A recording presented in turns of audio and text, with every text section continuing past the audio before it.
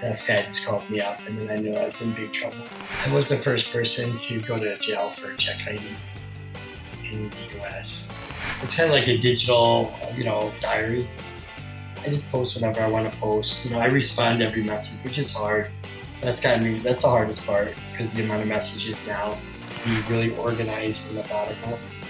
Being organized is the key. Like, my stuff is tight, like my closet's everything. You go through my refrigerator, my closet's everything. I don't waste any time. Like, adversity is just something that we can all get through. It sucks, but there's definitely light at the end of the tunnel for sure. First of all, this is my voice. I'm Tim Green, and I have ALS. This podcast is not about ALS or living with disabilities. I don't want you to feel sorry for me. I don't feel sorry for me. I am a father of 5 with a marriage that's lasted for over 33 years. I am a #1 New York Times best-selling author of 41 books, an NFL first-round pick with an 8-year career. I worked on TV for Fox Sports, Good Morning America, Court TV, and Extra. I've hosted BattleBots, A Current Affair, and Find My Family. And I am also a practicing attorney. In this podcast, we're diving into real-life stories. From triumphs to trials, we'll explore the extraordinary in the ordinary. Join me, Tim Green, and my son Troy each week for real conversations, laughter, and insights. Because life is a journey, and everyone's got a story. My voice in today's episode is powered by 11 Labs. Adam Weitsman, you are a wildly successful businessman who overcame some amazing setbacks that shaped the person you are today. Thank you for joining us. Nice. I'm glad to be here. Let's start back at your beginnings. You grew up in Owego, New York. What are some of your earliest memories? Yeah, well, it's a small town. Owego's like 4,000 to 5,000 people.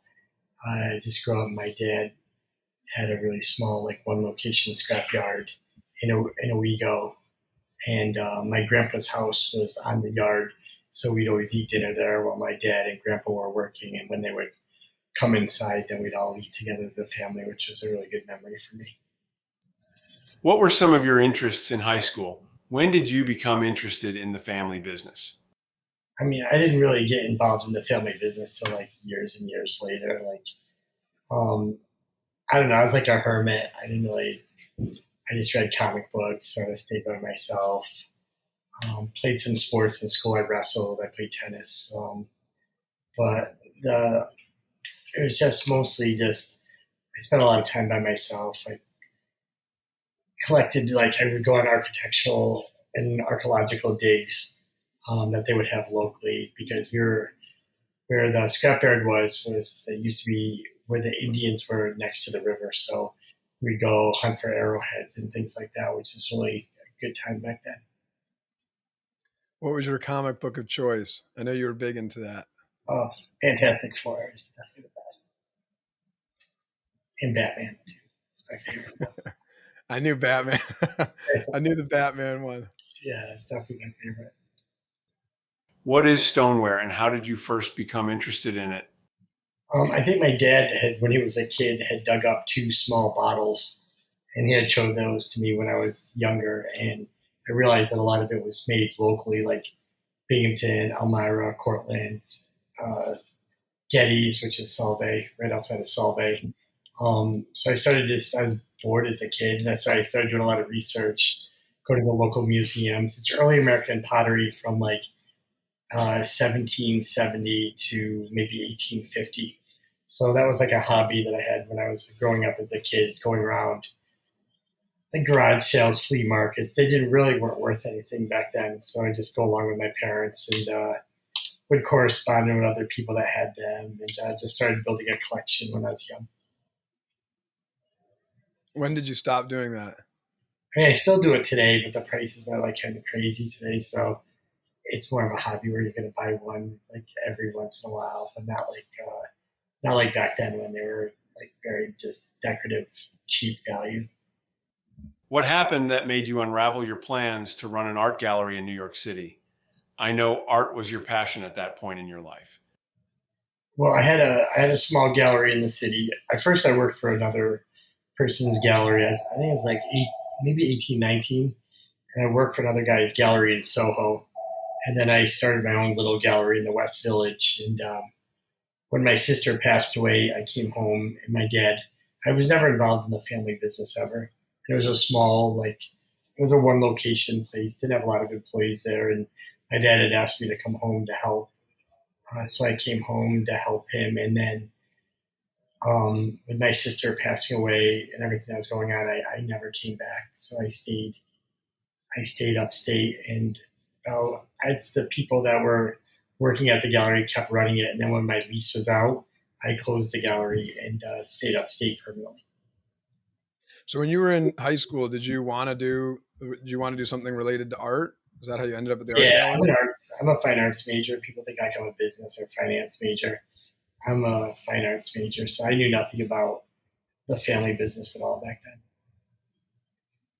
What drew you to art, you think? And was it always, or just when you had to kind of pick a major? No, I just think I liked it. It was started with the pottery when I was younger, and doing the arrowheads and the American Indian like history. I really was into that a lot. And then, so in college, you're an arts major.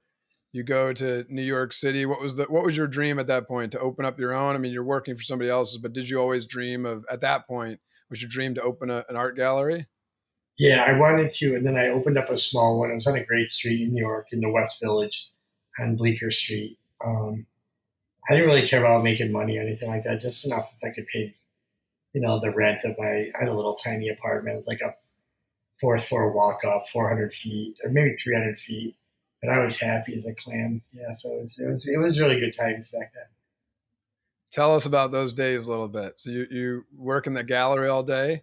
Yeah, I'd work at the gallery all day, and at night we didn't have a lot of money, so we'd go to other art gallery openings because they served food and everything. So we would go. We knew the circuit of art gallery openings, so we'd go around, have food, look at art. It was fun. We had a good group of friends back then. And then you mentioned too, obviously your sister passing. Does that, so your sister passed, you got the call and you just figured come home to support just your parent, your family, I guess, more emotionally, or was it to help with the business, or both? It was not really to help with the business. It was to come home and help when I could. I didn't know anything about the business, but to come help my dad. He never really asked me for anything, so I definitely owed that to him to like come help and support. I mean, I would have anyway, but definitely, because my dad asked, it was not anything that I would ever question. And so I came up, and with my sister, her and I were really close, and with her passing of cancer, that was like really tough for everybody, especially my parents. What was the age difference, Adam, between you and your sister? She was 5 years older than me. Yeah, we were close growing up, so that was really sad. When you took over the business, when did you develop the vision for what it was and what it could become? I mean, in the beginning, I really didn't know what I was doing, so the vision was just to survive, basically. So that's what took a lot of time. Like, I just had never really done the business before, so I was stepping into something I really wasn't good at. Didn't really have any mechanical background, but just learned from mistakes and just kept pushing forward with it. The only reason I really expanded the business is because the competition was trying to knock us out, and the only way to survive was to grow. So went to the bank, figured out a plan, borrowed a lot of money, and then opened up a shredding company that was separate from my family's business to help protect the family's business. Adam, can you talk about the time between you first come back to you're running the business? I mean, you had your dad there, you had family there. What was that time like and that process like? And I assume it wasn't overnight. You didn't show up from your art gallery and your dad said, here's the keys, right? No, he's not like that anyway. No, but I know, I came home, definitely, helped him out. He was teaching me, but I really wasn't. It took a while for me to grasp. I was a slow learner. As I went along, but I dug in the trenches and just tried to learn. And then when I did the shredding business, I sort of did that. And my father stayed at his one business there, and he would sell to the shredder basically, even though it's the same transaction. It was more like the next step of the recycling business, but he never wanted to really do the shredding business. That was like my thing. And in the beginning, it was an epic disaster. It's like everything that could have happened wrong. Like happened wrong like 3x. So um, I got myself into a lot of trouble with that company when I first started. So I think that was back in the late 90s. This is where your life took a turn for the worse. You got convicted of check kiting and get told that you were going to jail. Would you please explain what that is?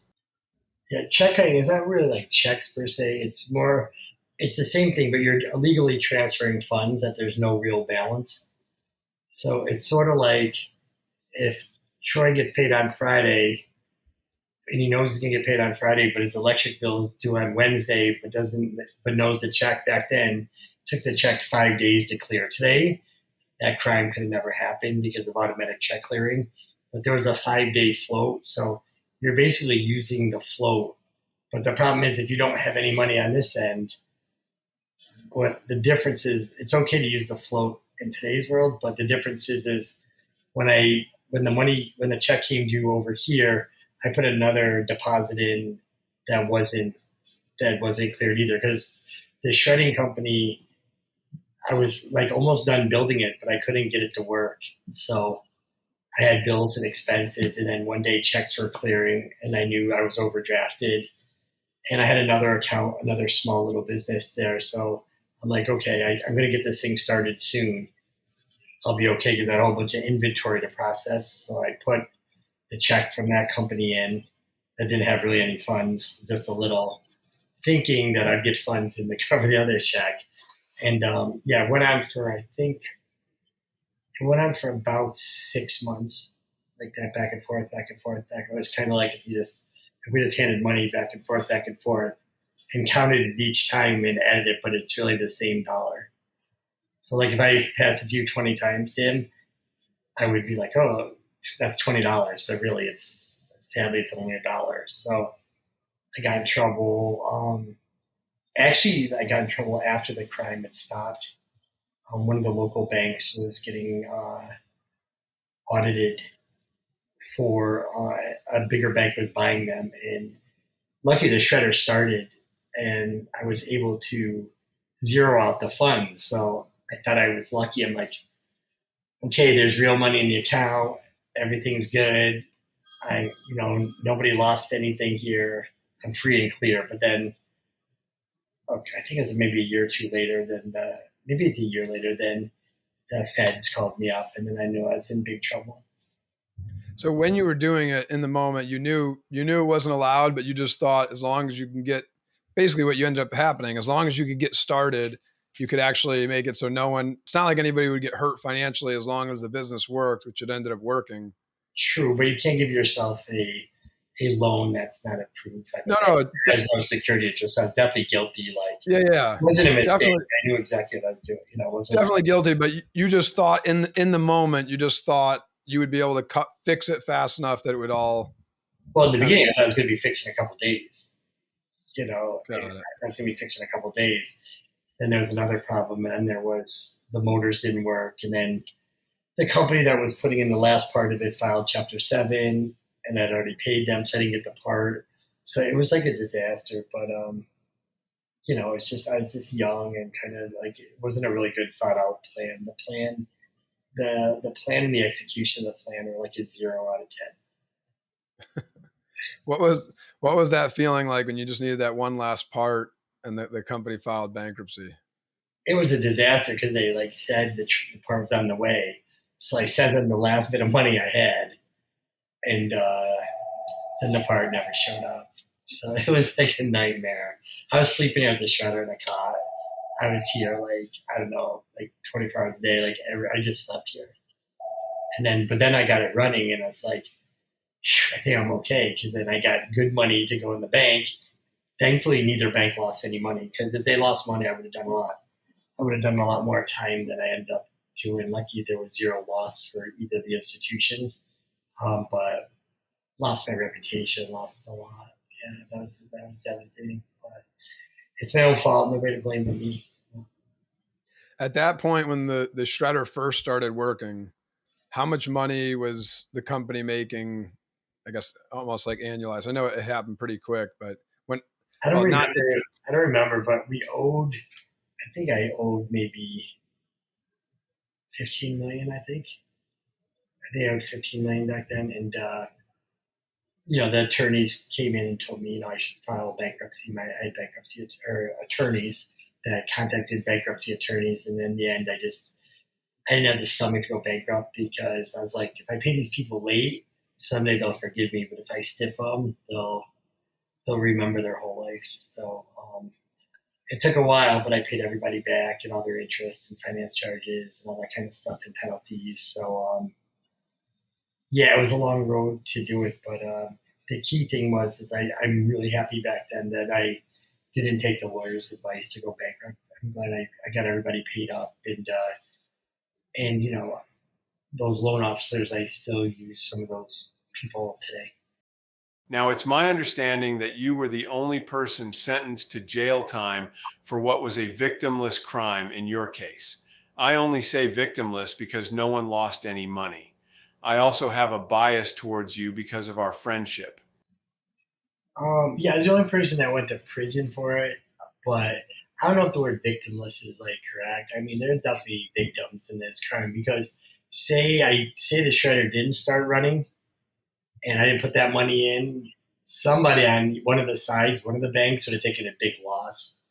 Like they probably would have got hit for a couple million. And then that goes to the FDIC insurers.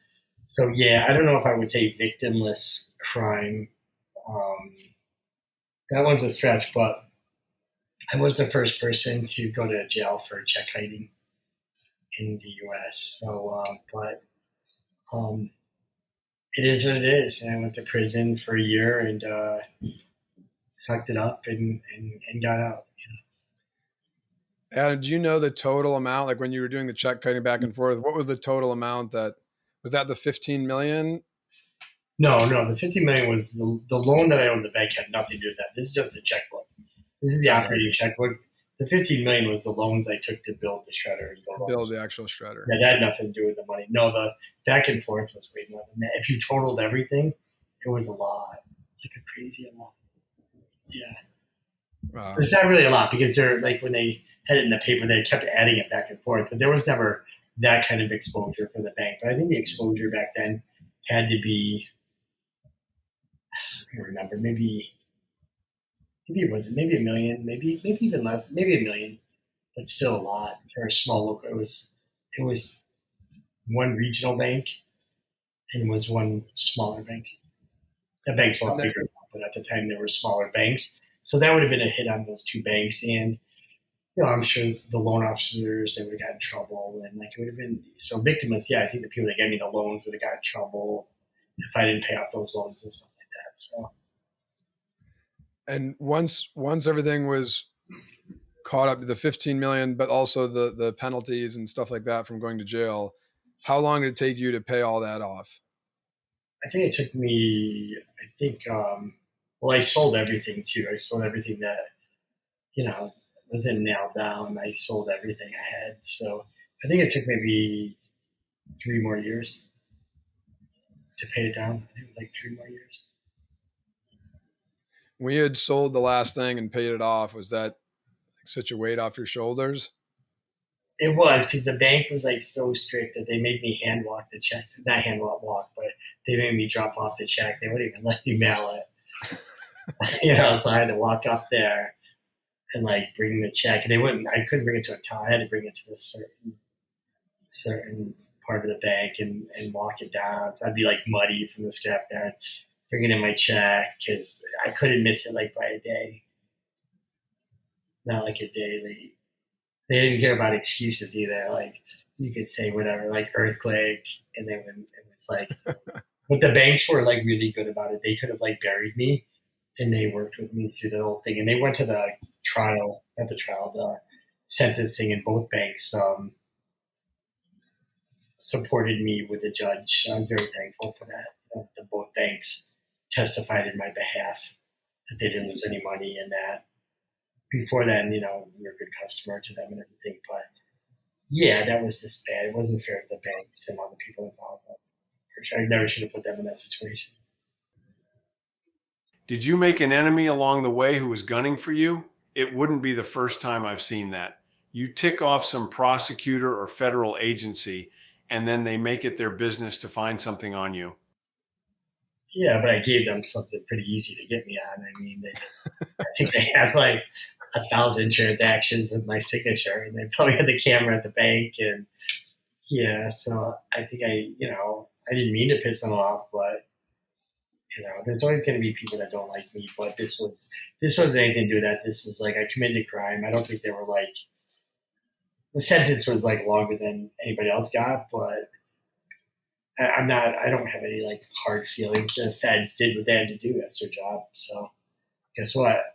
If I had done better decisions, I wouldn't have given them anything then they could have just not liked me, but not put me in jail. So, I gave them a good reason to put me in jail, and I deserve to go away. So I'm not having any no hard feelings. The judge was fair. The prosecutor, he was tough, like really tough.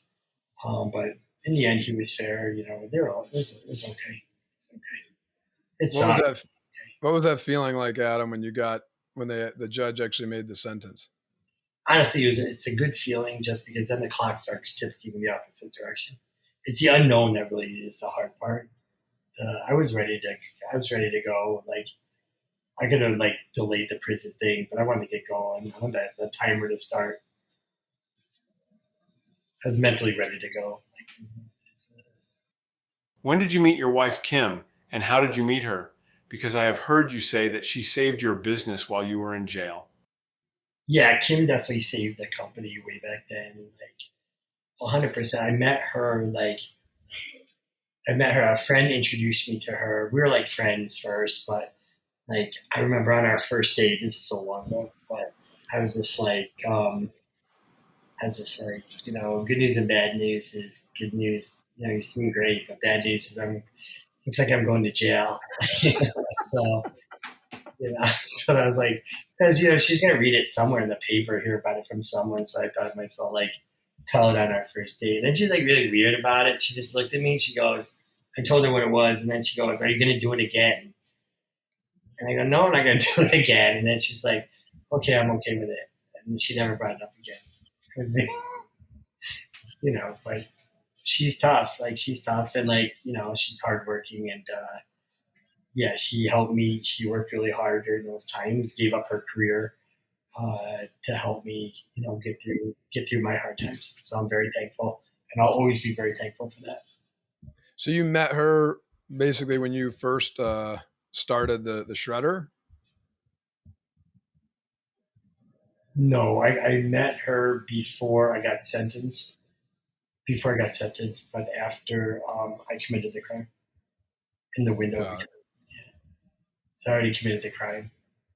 And how did my dad said in his question, he mentioned that you said that she saved the business. How did she save the business?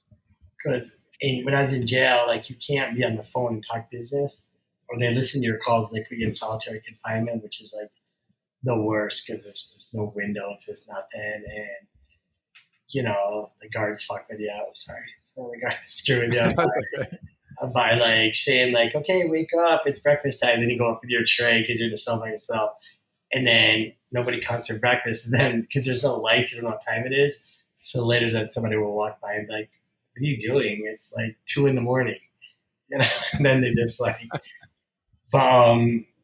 so she would come up, drive all the way to the prison. We'd have visiting day. She'd write down everything on her hand, go back to work, pass along the messages, come back the next day, pack the messages. So that's what we did to survive. So she would come up all the time, every visiting time she could. So she stepped in running the shredder. She would field questions and stuff like that, do everything she could, things she didn't know. She would drive up to you, ask you, drive back and do them. That's so awesome. Every single That's like something out of a movie. No, that was that was crazy. That was the whole thing. It was definitely a shitty movie for sure. So at that point, Adam, the company's profitable? Yes, the company. When I was in prison, the company got profitable because the thing was running. Then it was it was performing the way it should have performed. So yeah, it was profitable. Yeah, it was actually pretty decent. And then I had cash flow to pay the bills, pay the loans, things like that. I sold all my personal stuff to pay the lawyers. I owed a fine to the federal government. There was no restitution because I didn't either bank, but the feds, I think I paid $1 million fine. So I sold like tons of stuff and like So everything. for people who don't know the shredding business, I mean, I don't know 1% of it compared to you, but basically you built the shredder, you borrowed from the bank, the shredder's built, and now you're just going to scrap yards, including your families, but also other scrap yards. You have to pay them for their scrap. They run it through the machine, and then you sell the raw parts. Is that right? Yeah, there's steel mills like Nucor and Blue Scope, big steel mills that are all over the country and all over the world. So the check kiting got it to the point where it was built. So when Kim starts running it, she's going out getting scrap to put into the shredder, I and mean, so a lot of it now was, I mean, she didn't go out to get it, but it's centrally located, so people were coming there. got it. She was doing like, receivables, transportation, all that kind of stuff back then. So then you're in jail, and you're the company's making money. I assume starting to pay back some of those things. Yeah. Now you get out of jail. Now what? Just went to work. I remember I went directly to work from when they picked me up. I went right to work. So I got picked up and I just went right in, started working. I had to. I wanted to get going. I had to make up a lot of ground because once I was out, I still had all these bills to pay and everything like that. So it wasn't like got out and it's this big party. I just got out and just got dressed and went to work. And you and I are obviously friends outside of this. So I know you've told me a couple of times, but can you tell a little bit about what jail was like? I mean, it sucks, but like I don't want to get beat up or anything. So like I just would make sure like in jail everything's like a kind of a scam and everything. There's a system. So like I ran the visiting room. So I was like the guy that mopped the visiting room. So they let me in the visiting room before to mop and polish and buff the floors so they would lock the door. So there's this huge guy that was in the kitchen. I was vegetarian. There's this huge guy in the kitchen that was the chef. And like there's nothing vegetarian in prison, it's the worst. And so I made a deal with this big guy that I would save him a seat. He had his like wife there, the mother of his kids there, and his girlfriend there. So I would save seats where I put my jacket over two seats like far away from each other. So then he would cook me good food. But everything was just like it's the Wild West, but that's like it's just the thing about it is it's just you just can't go in there feeling sorry for yourself or time goes, compared to other people, I had a short sentence, so I have nothing to complain about. The guards were all okay. Everybody was like decent and treated me decent. All the other inmates or people in there, everybody was decent. So there was no big issues when I was in there. Just be respectful to people. That's the key. The guards and the staff, I was respectful to the other people there. And just make sure you never got in anybody else's business because that's how you get beat up. And so when you did get out, you went right back to work. And is that when you started expanding the company? After I got things, that's a couple years after that, but then I sort of got the hang of it. I learned the business well, and then I started expanding just to make a geographical footprint to kind of like a moat around the operation to protect myself. I've heard you say that the anticipation of jail was the worst part. You served your time in a federal prison. Some people call it a con country club. Is that an accurate representation of it? No, the food's really horrible there. I don't know how they come up with the country club thing. I think there was an Air Force base in Florida. I think it was called Elgin or Eglin back in the day. And there was a big story about Club Fed because they took pictures of people playing tennis and stuff like that. I mean, this isn't like any kind of fancy environment there or anything. It's just like really boring, but I just worked all day. The way to stay out of trouble there is you just work the whole day, but you're basically a work camp for the big Otisville prison. That's there's a huge like maximum security, I think, Otisville prison. So you're the work camp outside the prison. So you're like, you see the gates of the big prison, but you're not like really like in fear of your life. You'll fight and stuff like that, but um, guess what? There's a lot worse prisons. So I was lucky to be in a prison that, I wasn't like fearing for my life every day. One thing's getting beat up, and one thing's like, getting stabbed, and those are two different things. What was the best and the worst part of your time there? The best part was I got in good shape because every second you're either walking or working out.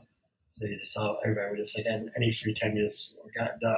The worst part was definitely knowing that my mom and dad were on the outside who had nothing to do with this, that were totally like humiliated, I'm sure, like, with their son getting in trouble. So that was like the worst part because, it was hard for them to get up there to see me and stuff like that. So I'd say that would be the worst part. It was like, what I did. My parents never like use it against me or anything like that, but I knew that definitely like, Were they supportive of you, Adam, when you were getting sentenced and all that?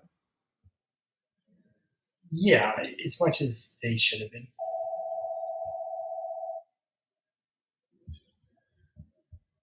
It wasn't like a big love fest. I was like, hey, Adam, we love you. Great son, cutting all those checks. We're proud of you. It wasn't like that.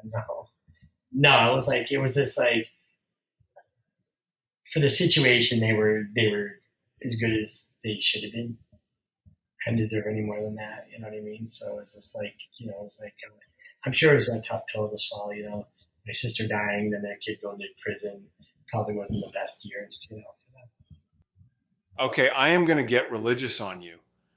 I've heard you say that God was punishing you for the way you were acting. But couldn't it have been a correction rather than a punishment? You altered your behavior, and your life has been great ever since. I'm going through a really difficult time in my journey, and I step back and ask God, what are you trying to say to me? This is a nightmare. And he answered me. He said, you think that you call yourself a Christian, but you're not. You need to rededicate yourself to Christ. And that's what I have done. I still fall way short, but I'm better than I was. I think you're in a similar boat. All I'm saying is there's definitely a reason. Going to prison was probably the best thing that happened to me at the time. So maybe it was a blessing. Maybe it was a blessing in the end, but I just I'm a work in progress. So just trying to do the best I can in life. So life goes by pretty quick, and in the end, I don't really care what anybody thinks about me, other than my kids. I don't really care what anybody thinks about me. So I do the best I can. I'm going to fail on a lot of things and fall short on a lot of things, but I just keep trying a little harder each day. So you get out of prison and you're humble and generous, but you work relentlessly. What was your secret sauce? How did you take something that is just barely afloat and turn it into the massive company that it is today? I don't know if there's a secret sauce. I really can work. I can work a lot of hours in the day. So like, I'm not really a smart guy, but I can definitely grind it out.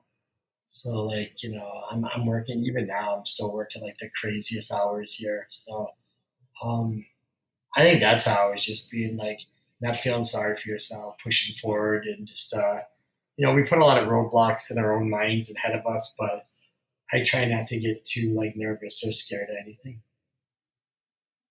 So like, the future is what it's going to be. So, you just got to make it happen. Nothing's going to come easy. So I'm just trying to make it happen myself. I think two things that you're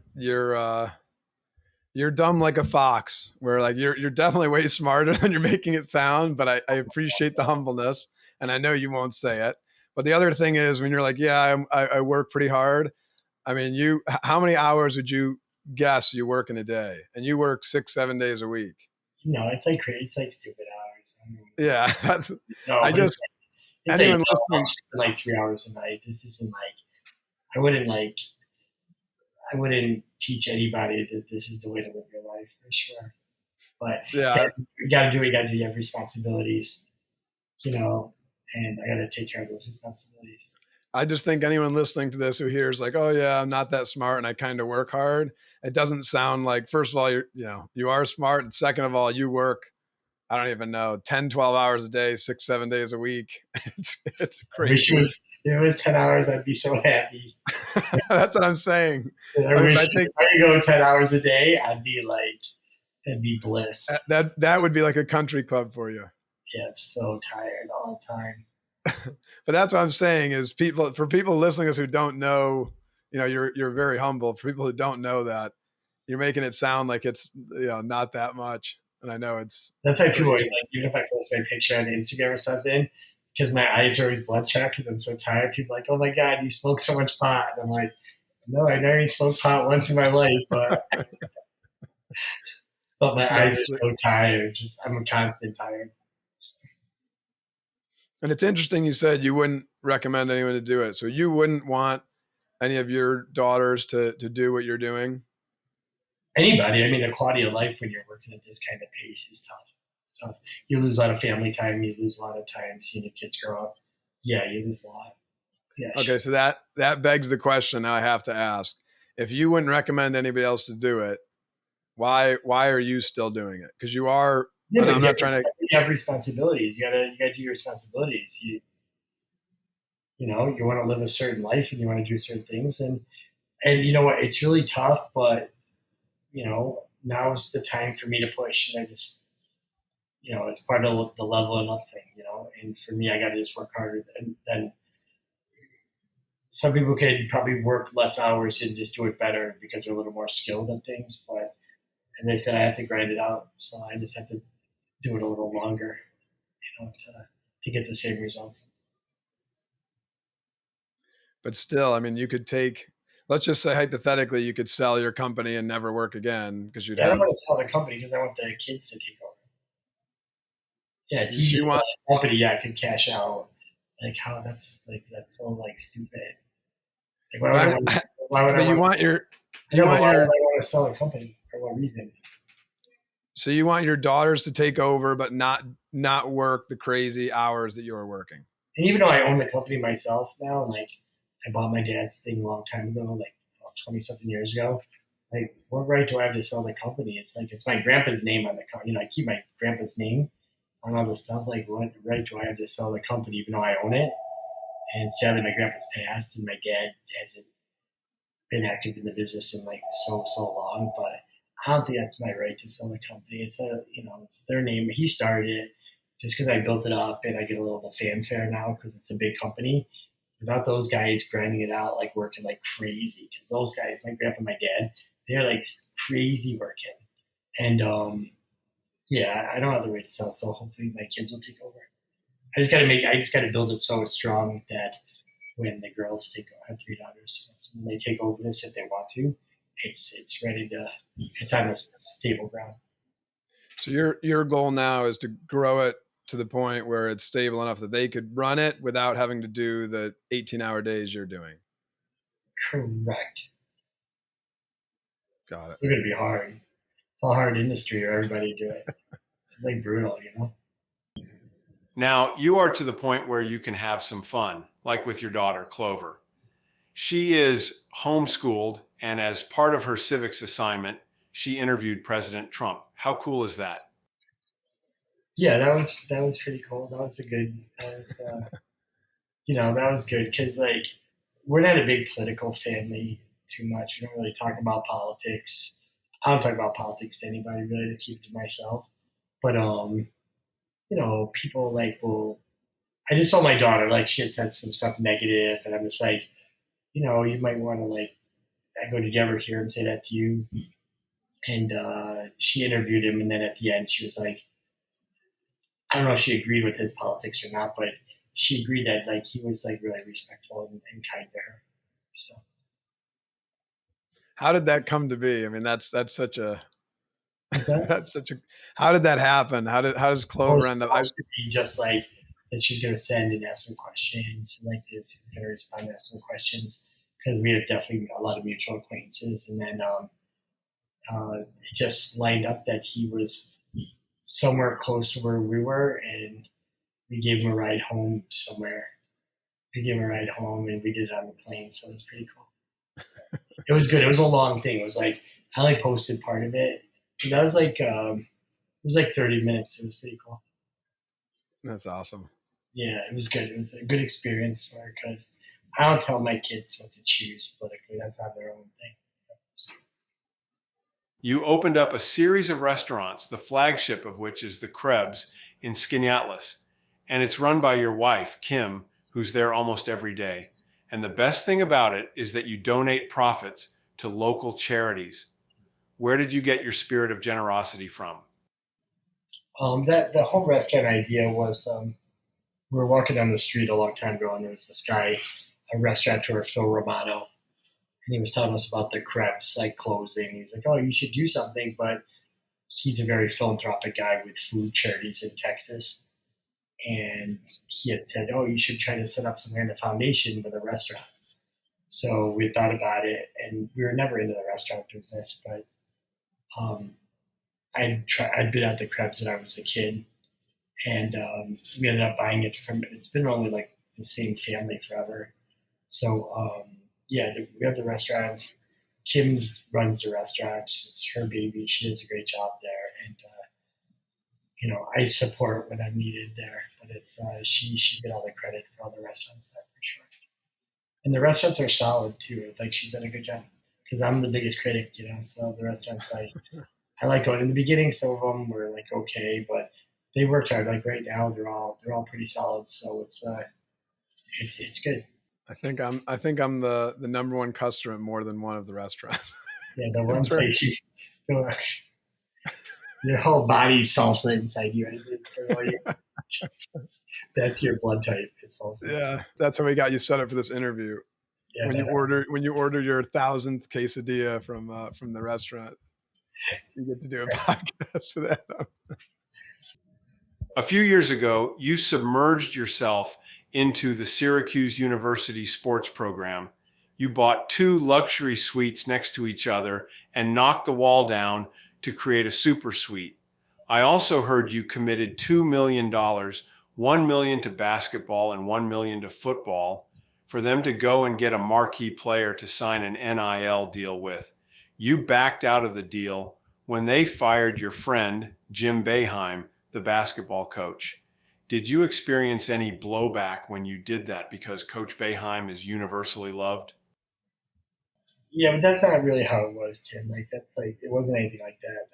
I'm of course loyal to Coach Boeheim, but I didn't leave the program because of Coach Boeheim, and I was mostly into basketball, not football. So it was. I was there. I said I would donate up to $1 million NIL for the basketball program if they found like a superstar athlete. I'd given some money to Coach Boeheim for the individual players there. But when I first started, NIL was a very gray area. So it was more that the university, I think, was very cautious.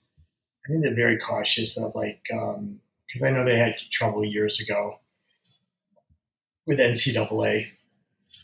And I think it was more that they were just very nervous.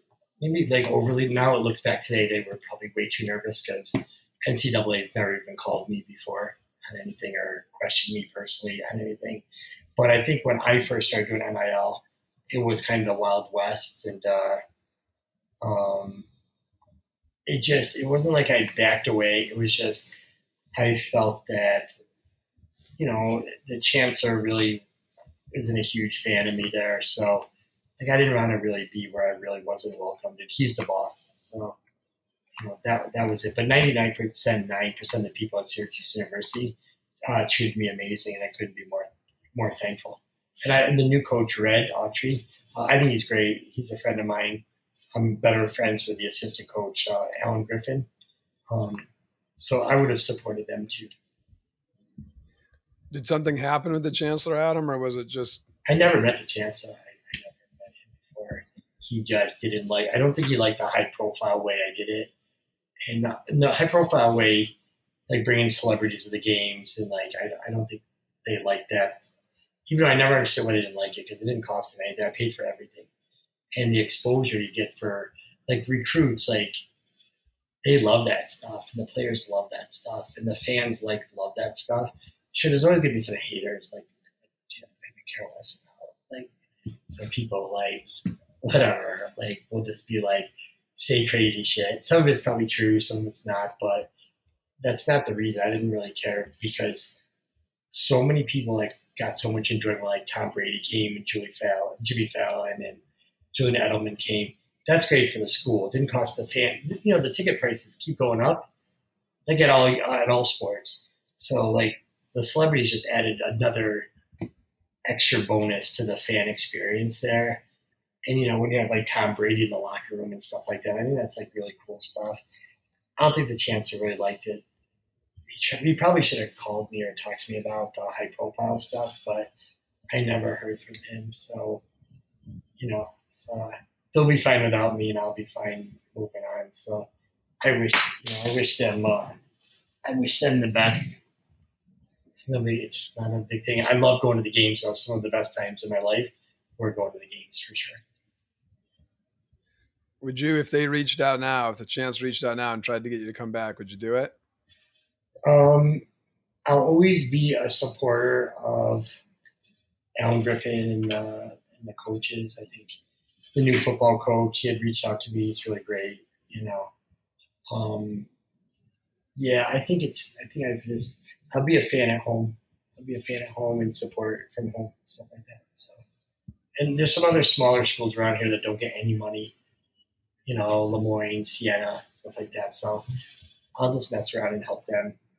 I'll help them some. Syracuse is going to be fine. We got a great team. One of the kids I mentor, Elijah Moore, is on the team this year. The nicest kid ever. And yeah, they'll be fine with or without me. So. But don't forget, when I was doing the NIL stuff, there wasn't a lot of other people like stepping up, like, you know what I mean? So now with the collectives, they have big collectives. I think they have a couple collectives. They have some other really great supporters there. You know, so I was, you know, it's the suite was really fun and the seats were really fun and it was great, but then everything has to go forever. You are a huge social media guy. You've got more than 70 million followers across the different platforms. What is your commitment to that? How did you get that many followers? And what do you think your followers expect from you? I just do it for fun. I don't monetize it or anything like that. So it's just something, it's kind of like a digital, you know, diary. I just post whatever I want to post. You know, I respond to every message, which is hard. That's the hardest part because the amount of messages now makes it really tough. So, but every day we commit a long time to like responding to everybody. And so like my staff will have my password. They'll read me the question. I'll read the answer. We'll just go around. But I respond to every single one. I don't like use bots or like have other people responding for me. I read every single one, even like, you know, the 98% that are great, even the haters. I think it's funny, so I respond to them too. Because you always get like, you know, people. You always get people that dislike it. So it's like I just kind of think it's funny. You know? So people are like, oh, do you get really upset? I read that somebody posted something or wrote something, and sadly, I don't get upset at all. So if they think it's giving me a big reaction, it's probably not working exactly how they thought because we sit around with my kids, we just like I read the stuff that people like say and stuff like that. We just kind of laugh at it. So it's kind of fun with the kids. Adam, I like to ask people if they have children to tell us about them. And feel free to brag about your 3 beautiful girls. Yeah, I try to keep my family stuff pretty private. I got 3 great daughters. You know, they're my best friends. They're really good kids. You know, I could be like so. It's hard to have a bad day when you got the 3 kids around. So they're just good kids. They got good work ethics. Clover works at a restaurant in Scan. You know, the twins work really hard. So they're just kind, good kids. So I mean, it's early, but Clover's now like she's like 15. So far, so good. So they got 3 years left. You know, worry about. Everybody says like when they get older, it's tougher. But so far, she's been really great, and her sisters are just like her. So it's we have a good little tribe going on. So it's good. Adam, if a listener, you know, hears somebody like you successful in business, what would you be? I know you can't. You probably need to hear more specifics to give a real advice. But if someone said to you, "What's one general piece of business advice?" What would you give them? One, time management, of course, watch your time management. Two is be really organized and methodical. Being organized is the key. Like my stuff is tight, like my closets, everything. Like you go through my refrigerator, my closets, everything. I don't waste any time like going things like even with clothes, like I don't have anything that I wouldn't wear. Like if there's stuff that I'll donate to like Goodwill or one of the charities. So like even in the mornings, so like picking out my clothes doesn't take too long. Going through papers on my desk doesn't take too long because I want to have with those hours that I'm working, I just want to have the optimal time spent wisely. And the other thing is just like don't put roadblocks that don't exist just because it's in your own mind. Then I want to ask you too, you've done a lot of really cool stuff from, Super Bowl sporting events to vacations and all that stuff. I know you probably have more than one, but what's one of your all-time favorite trips? Like coolest thing you ever did with your money, where you said, "Wow, that was awesome. Hope to do it again," or whatever. Had the best My memory. favorite, my favorite thing was definitely going to the Syracuse basketball games. There was nothing more fun, but I would go to all the away games too. So it didn't matter if it was like we just somehow I made it there. It didn't matter like if we flew private, we took a bus, and however we got to get there, hitchhike. You'd always go to the games, and that was that was a lot of fun. That was a good time. But going away, just doing stuff like taking Clover, you know, Clover. We go to she always kept me out of trouble, so we go to like Maldives and like fun stuff like that. So yeah, having Clover as a travel companion when she was like young, I was like more like 8, 9, 10, 11, 12 because she was homeschooled, so she could go. That was the best times. Awesome. And then when you first started your business and you were sleeping, you mentioned earlier you had to pull the cot into the shredder and you're sleeping on. Is this what you envision now today? Like when you sit here in your office now and your company is very successful and growing and thriving and doing really well. Obviously, there's always problems, but overall, I mean, it's a wild, wild success story. Is this what you pictured when you were sleeping in the shredder? Um, yeah, yes and no. Yes and no. There's things that I still could have done better. We're in a cyclical industry, so it's either like really amazing or it's really bad. It's like it's never like this. So right now, I'm just trying to figure out ways to try to make it even. A little more even, not so much crazy swings. Like during COVID, it was really great. Then post COVID, it's not been so great. Now it's starting to get better. So just something to take away the ebbs and flows of it would be better. If I could go back and do things differently, there's so many things I would have done differently. Sure, but even though you do, everyone I'm sure would do things different. But still, like when you were sleeping there, did you envision that it would be this successful, or did you think like, oh, if I could make it to, I'm making up a number, if it did half $500,000 a year, I'd be thrilled, or did you dream of it being this, massive company it I is? didn't really dream about it. I was just trying to survive the day. To be honest with you, I didn't have any big dreams. I was just like, please just get me. Tim's religious. I'm like, Tim, I was just like, God, just get me till tomorrow. And he did. So I'm very blessed and thankful that I got to know, but I wasn't thinking long term. I was just like, you know, I was just thinking like, let's just get through the day. And even today, like, I don't really like dream like that. I'm just like, today I'm in it today because there's so much to do. There's so much to do. Like today, so I'm gonna be here late, and I gotta drive to New York City. It's just like there's a lot. There's just a lot to do, and I don't really like dream about the future. I'm just more of like in the moment kind of person. And so this is my last question I have for you. But I know you, outside of this and known you for a while, and you're always kind of grinding and you're always on to the next. As soon as you hit a milestone, you go to the next one, go to the next one, go to the next one. Do you ever stop and just, smell the roses, or not permanently, but do you ever just take, a little bit of time, a weekend, an hour, a day, whatever it is, and just like truly realize the success you've had on your journey from being moving back from the art gallery to, where you are today? I mean, I don't really. I'm not gonna like sit around and pat myself on the back. It's there's this. I don't know. That's not my thing. I just gotta like worry about what's going on now. I'm thankful. So I'm smelling the roses right here. Got you guys as friends. I've been friends with you like a long time. your dad's been a mentor and somebody that I've looked up to. Your dad's like one of the smartest people. Like your dad's like a quadruple threat. I'm like, I don't know how one person can. I'll tell you. So I remember in Vegas once. We went to Vegas. You were there too, but we're not going to talk about you in Vegas. You were good. I'm just saying. I remember. So I was in the swimming pool, and like I thought I was in pretty good shape. Not in great shape. It was okay shape. And then there's like people around, and then I was about to take my shirt off, and then your dad comes. He's got like an 8-pack. I was like, screw this. I kept my shirt on for the thing. I just like sat by the pool.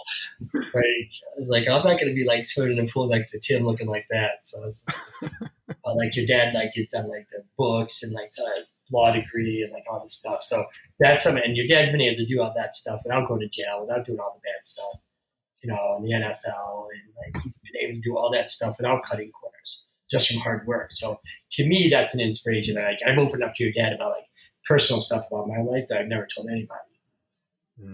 So I'm in a good spot. Like I don't have to think about my future. I'm just like thankful. Like right now, I got people like you guys in my life. So that's more important to me than like opening another business. Now on to our final word segment, where we ask our guests a few rapid fire questions. What was the happiest moment in your life? Holding my daughter for the first time. What is the biggest adversity you've faced? The FBI. And getting arrested. What are you most excited about? That I think there's so many opportunities for people, and I want to really try to redistribute the wealth that I have to other people. The name of our podcast is Nothing Left Unsaid. Do you have anything you want to say? No, I think it's good. I just want people to try to stay positive and just keep pushing forward, because adversity is just something that we can all get through. It sucks, but there's definitely light at the end of the tunnel for sure. All right, now this is the real last question. One of the goals of the podcast was we didn't want to have the podcast be just about ALS or just about football or just about writing or all the cool things my dad's done. So at the end of every episode, we ask a guest who are 2 or 3 people that they know that they think we should try to have on the podcast. I'd ask the chancellor of Syracuse University. I'd have him on your podcast. And then I would have, I'd have Dana White with USC. Yeah, those would be awesome. 2 very different ones too. Totally different. Do you know Dana White, Adam? I mean, I know you guys have run into each other, but I don't know if you know him. Just through medium at events and stuff like that. Yeah. Adam Weitsman, you're a tough businessman with a big heart. Thank you for sharing your story with us today, my friend. Come visit soon. Thanks, Tim. Thanks, Troy. Thank you. Yes. Talk soon. Barkley Damon LLP is proud to be the law firm sponsor of Tim Green's podcast, Nothing Left Unsaid. For more on Barkley Damon's team of nearly 300 attorneys with regional, national, and global reach from our offices across the northeastern U.S., Washington, D.C., and Toronto, go to barclaydamon.com. I want to thank my partners at Barkley Damon for supporting this podcast, and of course 11 Labs for their incredible technology. If you liked today's episode, a free way to support the podcast is to subscribe and share it with friends. Thank you. A significant amount of these sponsorships go to tackleals.com. For cutting-edge ALS research at Massachusetts General Hospital, if you want to make a contribution, go to tackleals.com.